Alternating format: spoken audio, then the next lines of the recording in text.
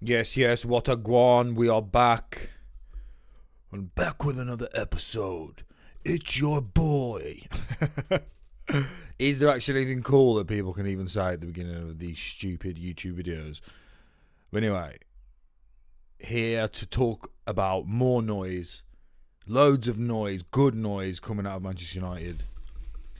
Absolutely heinous on the pitch. But off the field, it's balancing out, and even more so. So always still positive about what's going on, right? While everyone else is crying. And on this emotional roller coaster, we're staying calm, we're staying composed. We have a little bit of foresight and we can see like slightly ahead of time. And we can put our present frustrations aside for what is happening in the background, right? The most important thing. But yeah, like we're saying, there's a lot of noise going on, and realistically it's about Rashford and Bruno, and the biggest news or talking point in regards to Bruno hinting of an exit. And when I saw that the headline about the Bruno exit talk, normally when you hear that kind of stuff, it's a player that's doing really well, right? And if you're playing for Manchester United and there's exit talk, you're probably moving up an echelon into the highest echelon of football, right? The next level up to your elite teams. And normally then it's a case of, I don't know if I want to be here.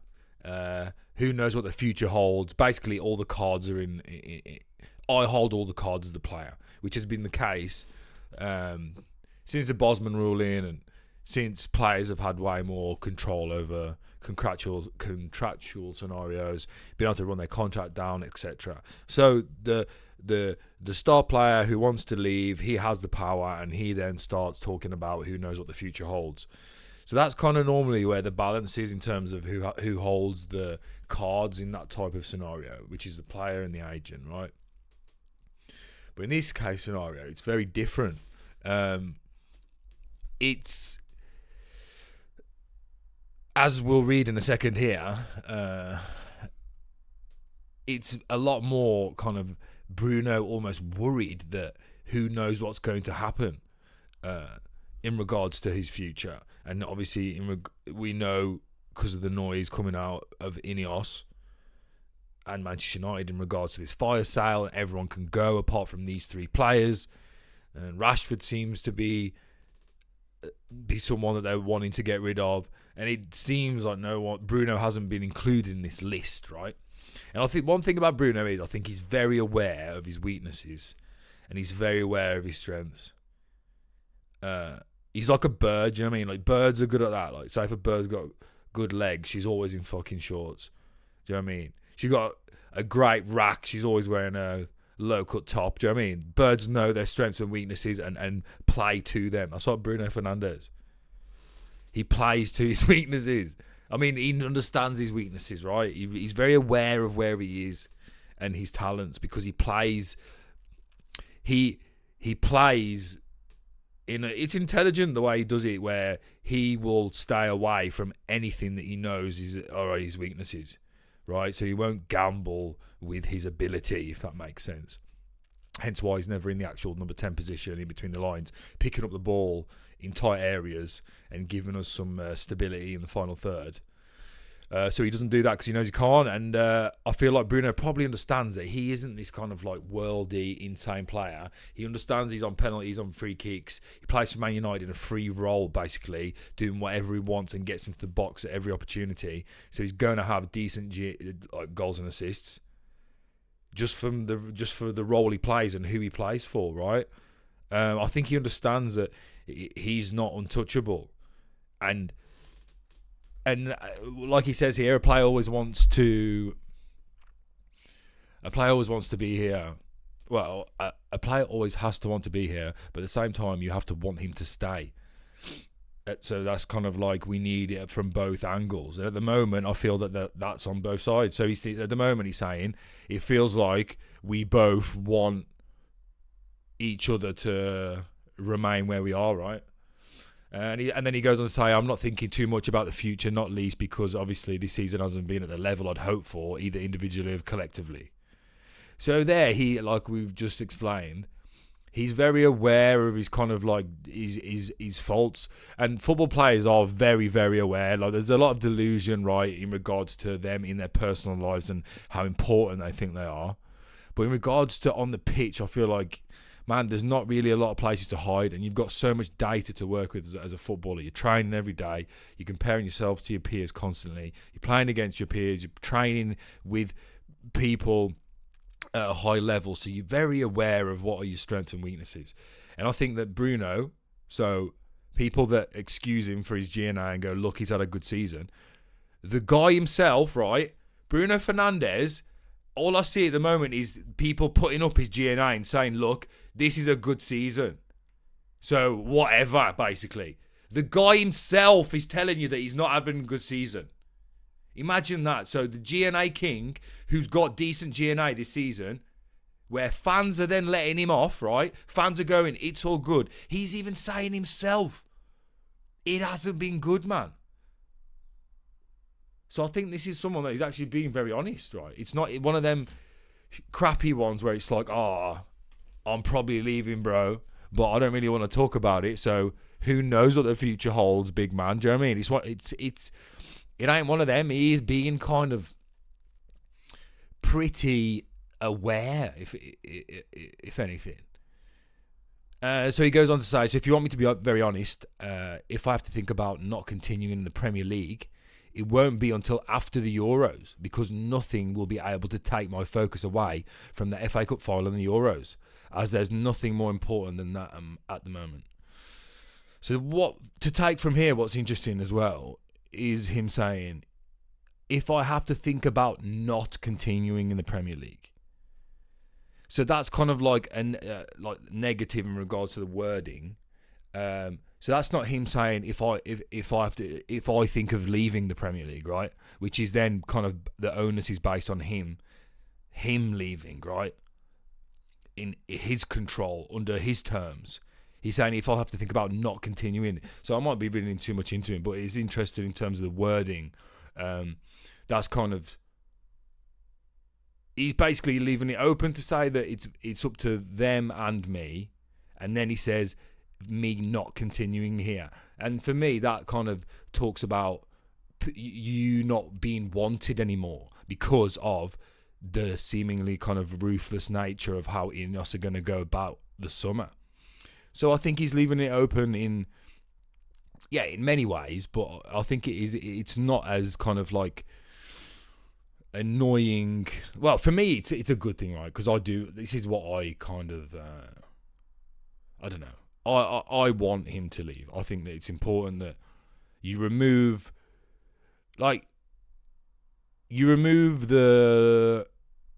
what you think is causing kind of like systemic issues. And systemic issues in football is more like style based, right? So if you're wanting a specific brand of football, you don't kind of like chip away. I hear Steve Howson talk about this, and it's obviously true. And he says about if you want to improve kind of like the level of your team, you don't buy like the best players. You strengthen the weakest points, right? And it's true that if you increase the base level of the team, that definitely has a massive impact on the kind of like overall quality. The average, I mean, you're taking away the crap, the average is kind of like going to go up significantly, right? I understand that, but sometimes it's what kind of position are you in as a team, as a club, and are you looking to change the way you play as a football team? And I just can't see how this new management team that has been put together, this new executive team that has been put together, I just can't see how they will want to continue in this style of football. And Ten Hag is this pragmatic guy who does want to play with this really vertical game. And I can't see how this executive team filled with players filled with experience from Barcelona, Manchester City and Brighton, those three teams scream to me good football, and I would imagine that they want to have that impact with Manchester United. I think that they will. This is the one thing with Ten Hag, and people saying that they're going to give him one more year, and it's 1 more year bollocks, right? It's so easy just to kind of like to take that off the table. It's about risk, isn't it? It's about risk, and it's about making sure that whether that's with transfers and negotiations, managers, it's all about, right, how much are we willing to risk? How much, and also how much can we control? Because we want to control as much as possible, especially in our first season. So if you, so would you let a manager that's really not done that well this season and that has many flaws, as basically lost the fan base, which is really, really hard to get back once you're kind of whatever aura that you had or whatever aura that the fan base kind of bestowed on you. Once that's gone, like it's gone. You can't just get it back. It's something that's very, especially in that kind of high level environment. Like, these people have like strong opinions, these professional players, right? And the fan base too. So I feel like the new structure, it's their first season. Would you risk in your first season carrying on with somebody that you know that has a massive possibility of doing exactly the same as what's happened this season? You know that if there are injuries, which are going to be because of there's a Euros and we're going straight back into the season again. So there's going to be similar problems. Maybe not as much because of the World Cup. I know it's in a very strange time, so it caused more injuries. But you're going to have injuries again. So when injuries occur again in the season, next season, is Ten Hag going to revert back to type and be like, oh, I've got injuries, this is the only way we can play, so you're going to have to deal with it? Would you risk that as a new regime to risk that happening again just for the convenience of keeping someone till the end of their contract? It doesn't make sense to me at all. So I feel like the less risky thing is to bring in a new manager that like a De Zerbi, that people know that is basically, De Zerbi will play the style that is similar or the same, obviously, as Brighton, similar to Barcelona, similar to Man City, right? That whole mythical ethos of this beautiful game that we all I think fell in love with, right? So I think that's less of a risk to bring that all in. And then also it gives them time in regards to this is a new manager, it's a new start. Then it gives you more time on the clock. There's just so many positives and pros. And also, like we were just saying, it's why would you take so much risk in your first season by keeping him? So people are looking at it from the complete other perspective. It's about, if we keep him, like, there's a lot that we're risking. We're putting a lot of faith into someone that hasn't really earned that faith in just off the whim. I think there's so much riskier keeping Ten Hag. I think that it could get rotten. And I think that De Zerbi is there now. I think De Zerbi, working with that staff, with the capabilities of Manchester United, with his personality and his charisma, in terms of he's steely, but he's a fiery Italian dude. But also, you can 100% see that he's a personable, arm around the guy type person that gets on with his players and has the respect of his players. So yeah, I went off in a bit of a tangent there. We start with Bruno and then we end up with Ten Hag, but that's how it goes. I think that Bruno, if we get 50 million, you take 50 million. You just do. He's old. He's not going to get any better. He's running about like a madman. He's just going to slow down. And then once Bruno becomes more stationary, it's going to look really, really ugly, right? You start doing what other teams do when they sell players. You're like, oh, no way. Like, I remember when Man City got rid of Sterling, and there were still a lot of people going like, oh, he had a pretty good season last season. Like, for 50 mil, yeah, I know. But and then even with the Gundogans and then the Mahrezes and all this stuff, it's like you get rid at a good price and it's just there and it's emotionless and it's the right thing to do. So I think that's where Manchester United need to be at. And I think we will be at that. But anyway, let's move. Okay, no. So just continue with the Bruno thing. I just had one more thing like this. So I have to take exception with this. And this happens a lot, right? This football math bollocks that happens, right? And it's just annoying. And it's Manchester United staggering Prem position without Bruno Fernandes as captain flirts with exit, right? So this is how, I don't know, the Express have seen it. But it's just in regards to this is football math, right? That just doesn't work. But it makes a headline and these bozos probably really believe this. So they're going about him being a key player, blah, blah, blah. And they say, take away his goals and assists, and Manchester United. Oh, fuck. Take away his goals and assists, and United would theoretically be a staggering 17 points worse off. That would put Ten Hag's side in 16th place on 33 points. 8 points clear the relegation zone with 3 matches remaining, insinuating that we would be in a relegation battle.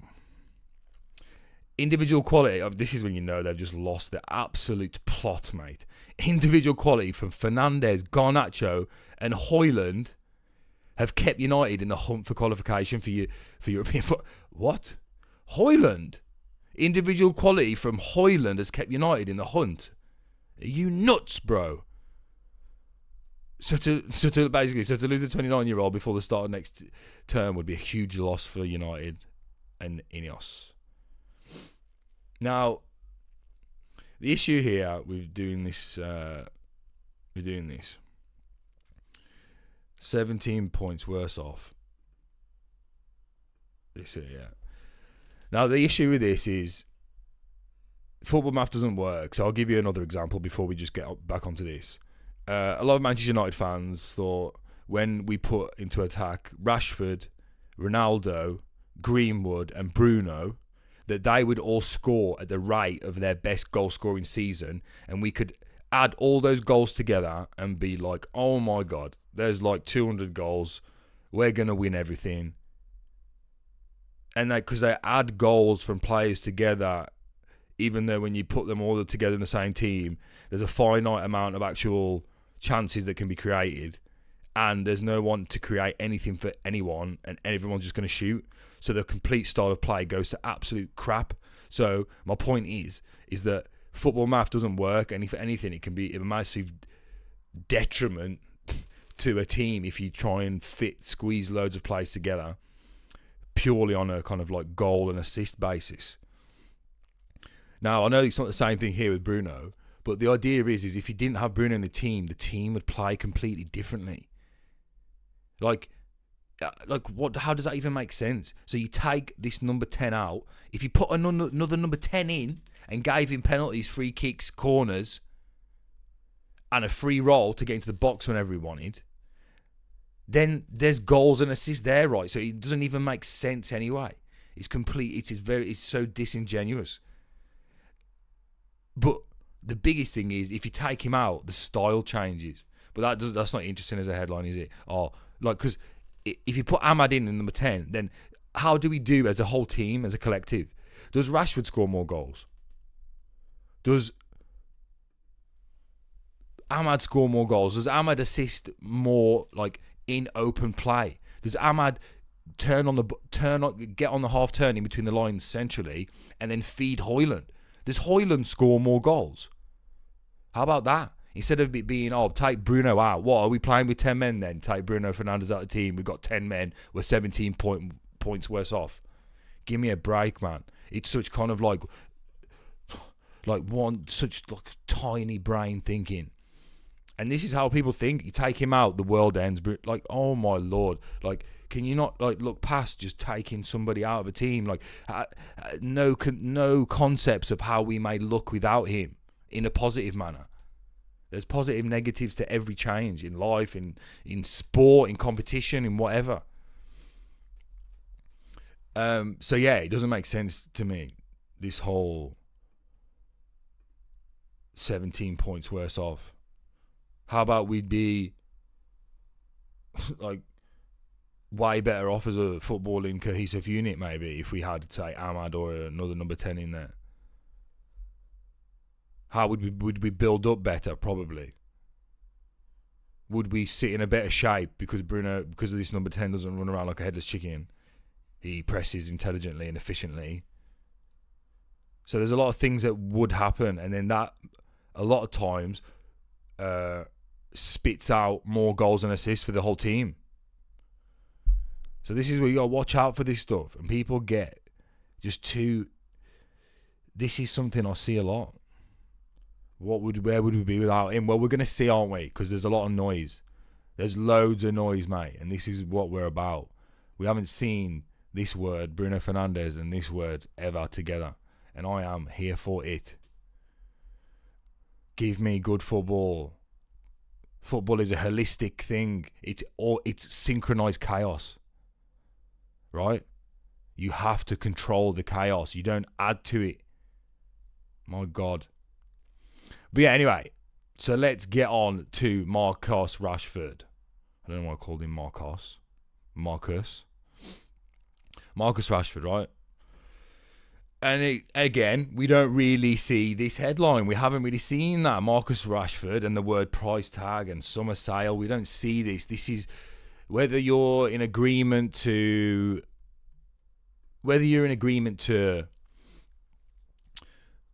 these changes and these players being sold. There is a big section of the fan base that have felt frustrated while seeing Bruno and Rashford put on a kind of pedestal, and these are our go-to players. These are the players that we're going to turn to every game or most games to give us these match-winning moments. And then so you had this one side of the fan base that just eulogise and loved and create T-shirts with Rashford and Bruno on.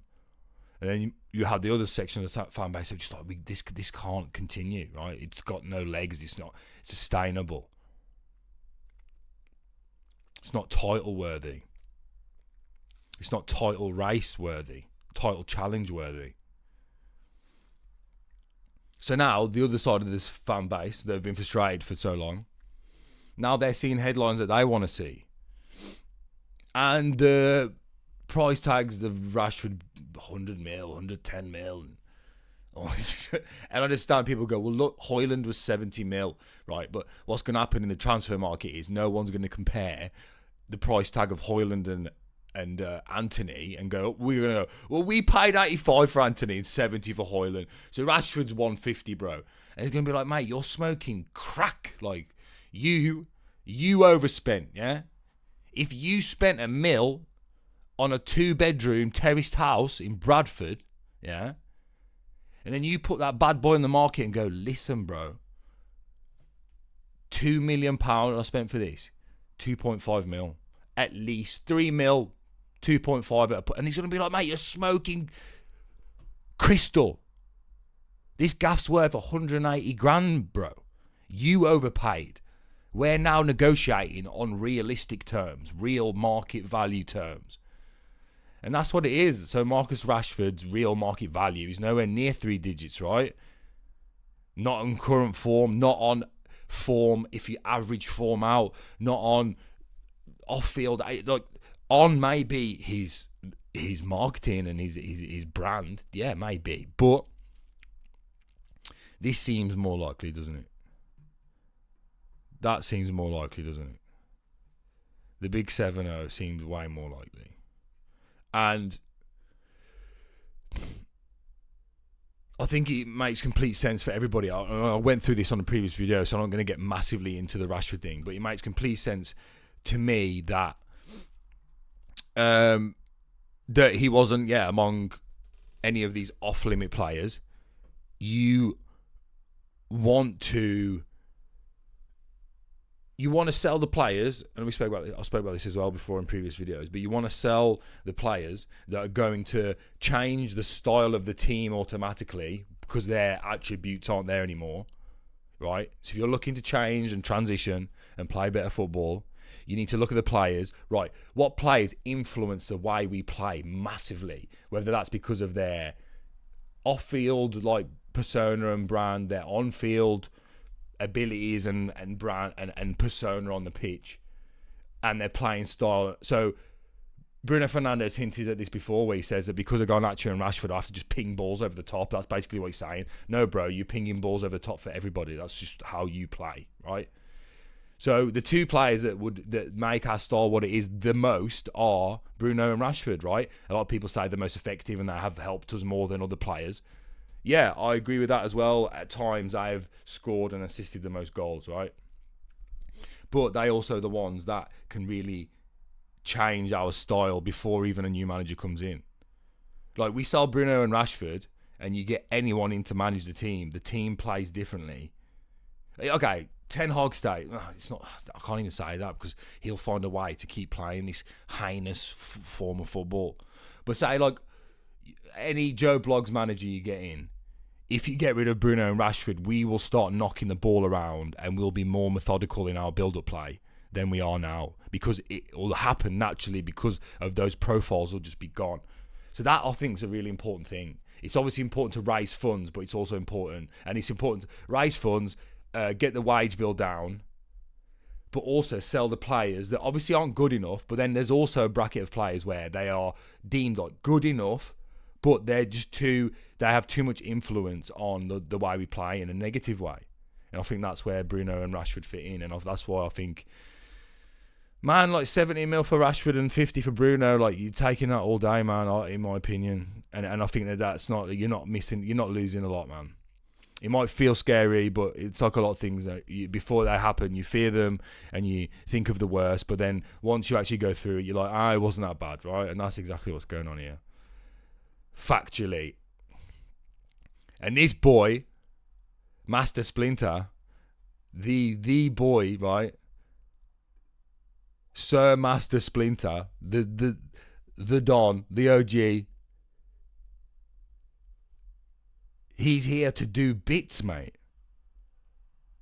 Like, he is the saviour. Like, he actually is. You can just tell. It's not even on an emotional thing. Like, I'm not even that, like, engaged in it like that. But Master Splinter's the guy, bro. He really is the guy. And I think that he has no problem with getting rid of these players. There's reasons why it's all coming out, man. All these headlines. But in regards to Marcus Rashford, right?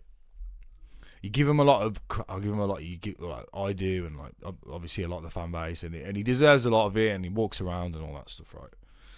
But I saw something today though that puts it all in perspective, doesn't it?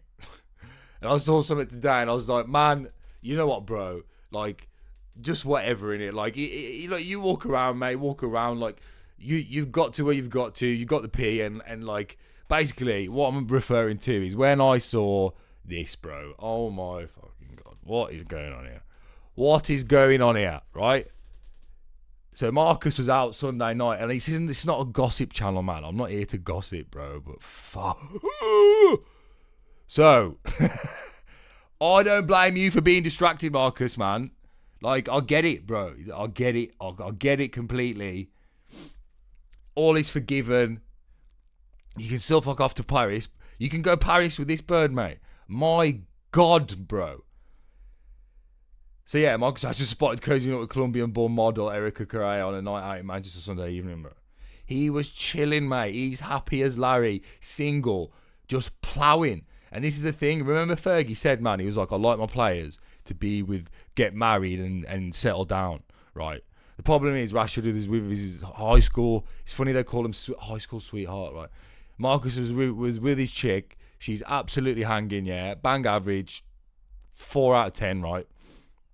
And that's like with all the best facials and all the best everything. She's absolutely bang average.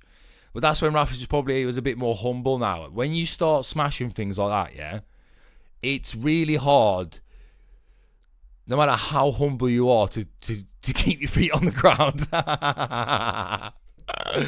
Oh my God, mate. She's absolutely fucking smoking, mate. So it's like, what's more important? Like, Super Sunday or Super Sunday, bro, if you feel me. Do you know what I mean? Like, where are we at, mate? 12:30 kickoff in the afternoon or 12:30 kickoff on midnight, brother? What are we saying? Do you know what I mean? Some things in life are just more important than it is. But bro, do you know what I mean? You can't hate the guy when he's bashing that in, do you know what I mean? So that's just the reality as well. We have to have perspective in this game. We have to think about the ulterior, the other variables in this game. You know what I mean? So I don't blame him, bro. He might have just been a daze still, man. He's drained. His body's drained. She's drained him, and he's walking around going, bro, maybe there's something to not fucking having six weeks out from a fight. Do you know what I mean? Because I am dead, bro. So yeah, I have no hard feelings for Marcus. You get on that plane to Charles de Gaulle, bro, with her on your lap, yeah, and you bounce all the way to France. Pull up, and then do the pseudo Mbappe thing. Come on, bro. Let's go. I'm buzzing for you. Get out of here, though. Get the fuck out of here. Yeah, and then blah, blah, yeah. This is just, and then this is the last thing, right? Last thing. So, the crack here is just, oh, can you fucking see it? Yeah, the crack here, right, is very just simply just to finish off. There's just different ways that we can go about the sale process. Now, all of these people can go, obviously, but reality, are we going to get rid of everyone? Like, they might turn out to be these wizards that can get all this stuff done in a transfer window. And realistically, like in business, you should be able to you could get rid of all these, right, to a certain extent. But at the moment, this is what I feel like we could get for these players, right? So in the one column on the left-hand side, it's Mags, McTominay, Rashford, Bruno, and Van der Beek, right? And I feel like, realistically, these are guys who've got, like, apart from Van der Beek, these guys, Bruno, Rashford, McTominay, and Mags, I feel like their reputations are pretty good, right? Mags and McTominay, their reputations have gone up this season. We could have got 30 each for them last season. So I feel like it makes complete sense for us to be able to get 40 for each, right? Maybe the contract situation, I get that. One contract, 1 year less, blah, blah, blah. But I think 40 for each is doable. And then Rashford, I think now, even because of this shocker of a season, another one in the bag, but because of his good play against PSG, because of his decent kind of like period last season that we are like that everyone was so loud about, and he had so much support, and everyone loved him. So I feel like we can still get 70 for Rashford and 50 for Bruno and 10 for Van der Beek, right? So that is your 210 million. You add the 100 million that we can spend, right? That they said we can spend. That's 310. So you're already in the ballpark for a complete new rebuild from that, right? But a lot of people wouldn't want to see Rashford and Bruno go, right? They think keep Mags as well because we need a centre back and maybe get rid of Lindelof instead or blah blah blah, whoever else, right? We're trying to get the most money we can for players that are overrated, right? That's what you do. You try and get the most money for overhyped players in your squad that basically the value is higher than what they actually are. And then in regards to when you're buying players, you're trying to do it the other way around, right? Players that are like not hyped up at all and are undervalued. So if we're looking at it from that kind of perspective, the players that are overhyped and overvalued for what they are now in their career are Maguire, McTominay, Rashford and Bruno. So you can get that 200 million there, and then that changes your complete style, and you're getting rid of that kind of... If you look at those four players, that is a style, isn't it? If you look at... Forget the effectiveness that these players have had when it comes to... Because you can say McTominay's been effective, right, at times. But let's just talk about... When you watch Manchester United play football, and you're like, man, this is minging, yeah. Bruno, Rashford, McTominay, Maguire are massive culprits to you feeling like that about watching this team. You know, this team, this hobby you have where you spend hours and hours a week watching, yeah, and not doing other stuff, not having other hobbies, other interests, starting businesses. When you watch this football and you know, and you feel grim after it, right, because you're still too emotionally connected to it, but you feel grim, right? The reason why I feel grim is that column there on the left. That's why you feel grim, I promise. And they're overvalued now. In this summer, you will get more for Bruno than he's worth, more for Rashford than he's worth, more for McTominay and Maguire than they're worth, right? In my opinion. Now in the middle column, then you have like some this is a dodgy column. We can't go near Greenwood. Sancho, he's not here. All that. No, mate. This column is a column where if you kept these players, it would make a lot of sense in a lot of ways, right? So let me explain. Sancho, Greenwood, and Anthony, yeah, if you kept them, their value would go up if they were in a system that's like the Zerbi style system, right? Which it seems like we would want to go down that route because all the people we are hiring have come from those type of football institutions. So Sancho's value, I think, would go up if he was in a De Zerbi team where all the spaces were closer. I feel like you'd probably play him centrally, and you would raise that value to 55, 60 million, I think, in no time. Or then you have a really good Sancho, either or. With Greenwood, the same. I feel like you'd probably get 30 million for him now because it's a bit like, taboo. You don't want him, so we'll get him for cheap. If you literally just keep Greenwood for a year, I know the whole. I'm not even going to get into like the rights and wrongs of it. I'm just talking specifically as a footballing asset. If you took Greenwood back in and played him for one season, then when you negotiated the summer after, if you wanted to get rid of him, but you probably wouldn't because he'd be sick.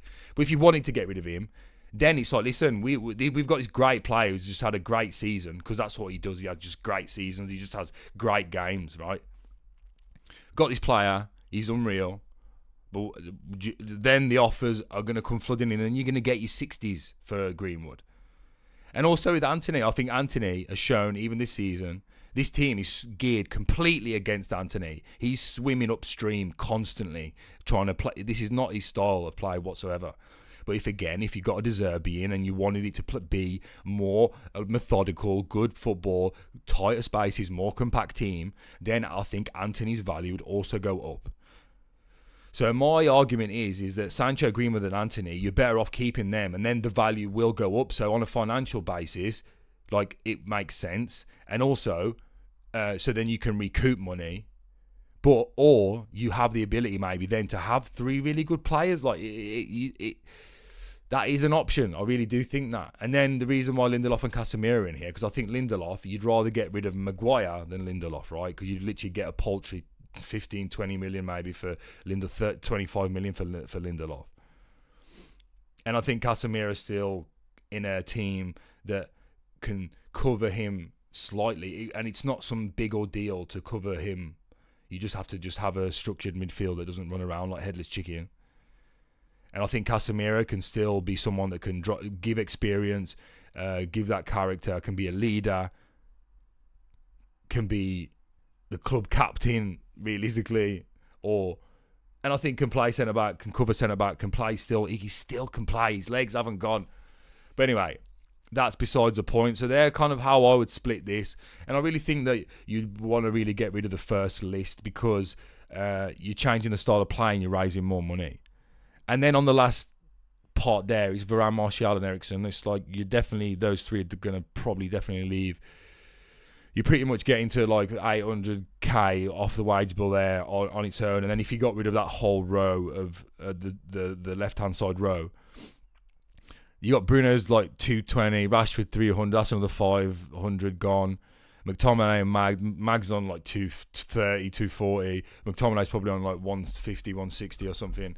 So you go into like 2 mil, 3 mil, whatever that you're trying to get off the wage bill. It's a fat amount of money, man.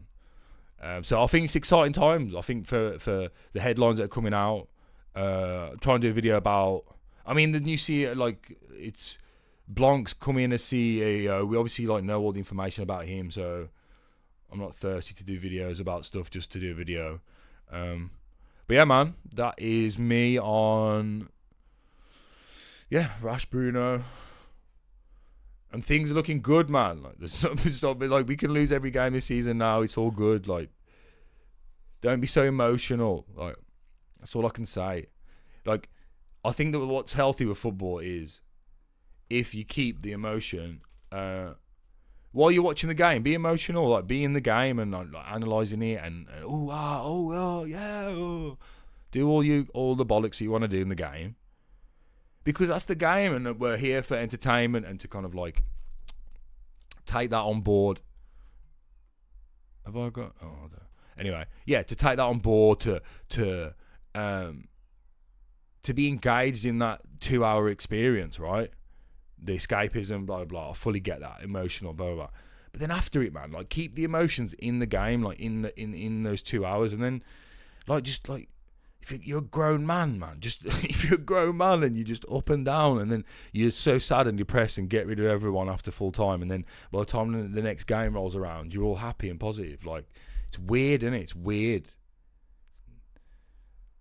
Like, people need to keep their emotions out of it, like, in the game. Like, keep it in the game. It'll be a lot better experience for you. People won't think you're a sad. Like, your wife won't think you're a sad. That you've ruined the Sunday, like, you've ruined Sunday night for your missus because your team lost. Get a grip of yourself, man. Get some hobbies.